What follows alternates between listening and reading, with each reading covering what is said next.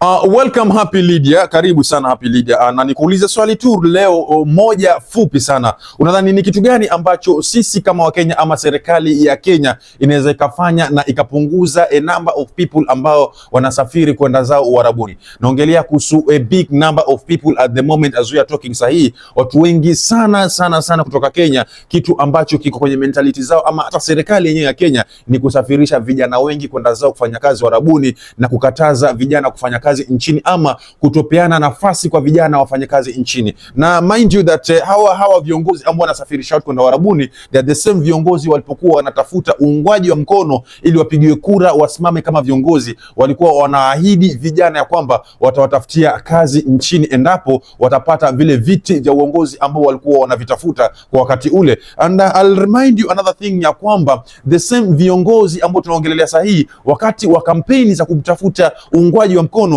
hakuna hata mmoja ambaye alisimama kwenye jukwaa na kusema kwamba nipigieni mimi kura, endapo nitashinda nitasafirisha watoto wenu ama nitasafirisha vijana wenu kuenda zao Uarabuni na kuenda fanya kazi ili wapate makoto yao. Unadhani Lydia ama unadhani Happy Lydia, ni kitu gani hususan ambacho kinafaa kifanywe na serikali ama kinafaa kifanywe na sisi wenyewe kama wananchi wa Kenya ili tuweze kupunguza idadi ya watu ambao wanategemea nchi zingine ng'ambo ili kuendeleza ama kupata makoto yao, ama idadi ya watoto ama vijana wengi kusafiri nchi za Uarabuni kufanya kazi na wakati nyumbani vile ambapo watu wengi bado vile wanajitafutia riski yao na kupata makoto yao halali kila siku. Welcome Happy Lydia for this chat.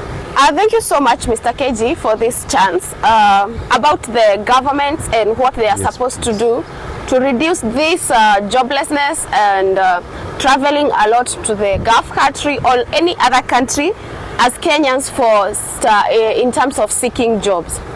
For sure, we don't blame anybody for Kenyans or traveling a lot or a large number of Kenyans traveling from home and coming here to look for money, to look for a daily bread for themselves. We really blame the government, because if the government could only do some few things to the Kenyan people or the Kenyan youth, we think that this number should reduce at least to the smallest. Few people will be traveling and not so many. Actually, hata nikianza kusema like wananchi ndio nchi. Without the Kenyan people in that country, that is not a country anymore. If the Kenyan people are available in our country, that means development is going to be available, because we are the developers, we are the investors, we are the country. So I don't see any good reason that the government should entice more on people traveling. Who is going to be left building our nation? And when we go back, we will find that all that we had collapsed down. Why? Because the government is just enticing us to run to another country, and that's where we can find money. But the big question is, Mr. KG, why are they sending us away? I think they should ask themselves, what are we not doing for our children are going outside to the country, to other countries to look for money? What are we not doing that our country is not giving our people enough money? This is the real question that the government is supposed to ask, because it's true, Mr. KG, what you have said. Now it's a very large number. It's a very large number compared to earlier that is running away from Kenya. So many people are already in Gulf country, Mr. KG. So many ladies have sacrificed themselves to even go to work in their houses where they are not going through an easy time.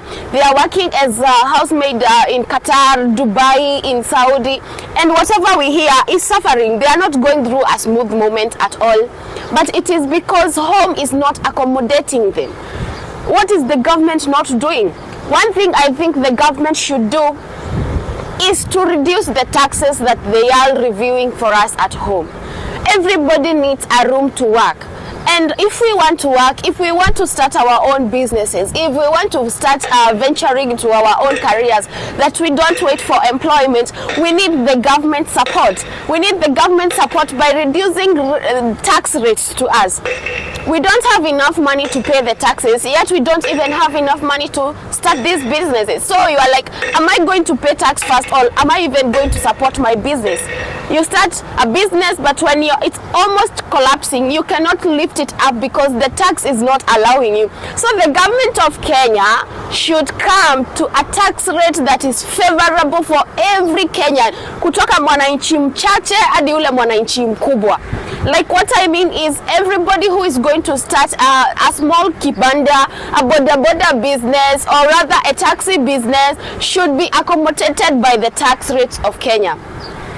And they should also consider the goods that we are buying. We are buying things at expensive rates at Kenya. They should accommodate us with at least a cheaper way of affording food, clothes, and affording materials that we should build and grow our country.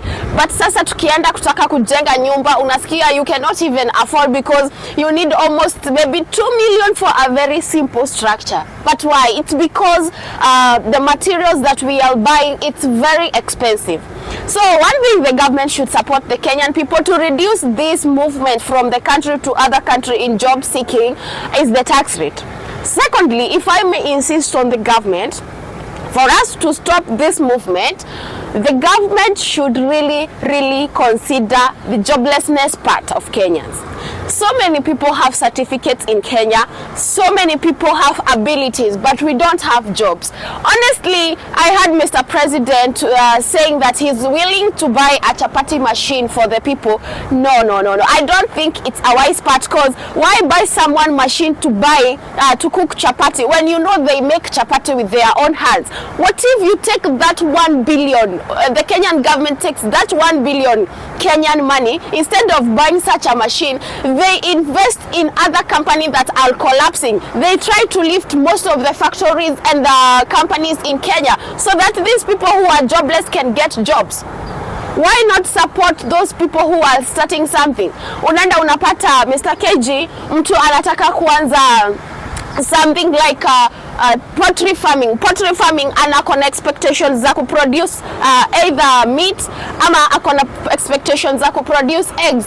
Why the government should not invest in such people? Because akitry ku expand that thing, it's not easy for them kama wananchi wa kawaida, but the government should take such money and support people.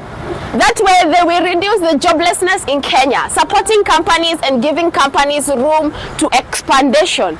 But most of the companies that we are witnessing, they are starting but they are not going anywhere. They are collapsing at the end of the day. So that is the second thing that I would really insist on. The Kenyan government. I would also insist that the Kenyan government should really focus on talent support of Kenyans. Most of the Kenyans are talented in terms of music, in terms of sports, in terms of so many abilities. Kenyan people are blessed and they are talented. We really seek the government that should support the talent part. They are going to invest in 20 million in churches. It's good, it's okay, but what if that 20 million could have been taken and itengenezea watu theater where they are coming to showcase their talent? Why not? Just in a certain village, ichukuliwe tu just one center, and they develop a certain theater that those who believe they can sing, they will be going there and having at least some competitions in one way or the other. Mtu ataweza kuproduce muziki wake.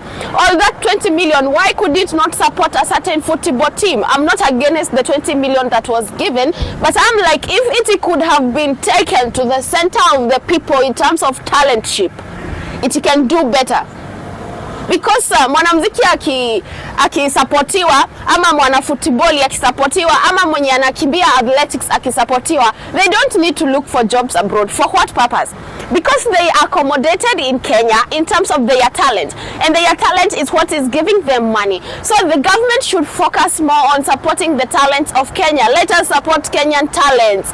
Let us support that small child, that small girl, that small boy, that teenage, that youth. Gen Z wasapotiwe in terms of talent.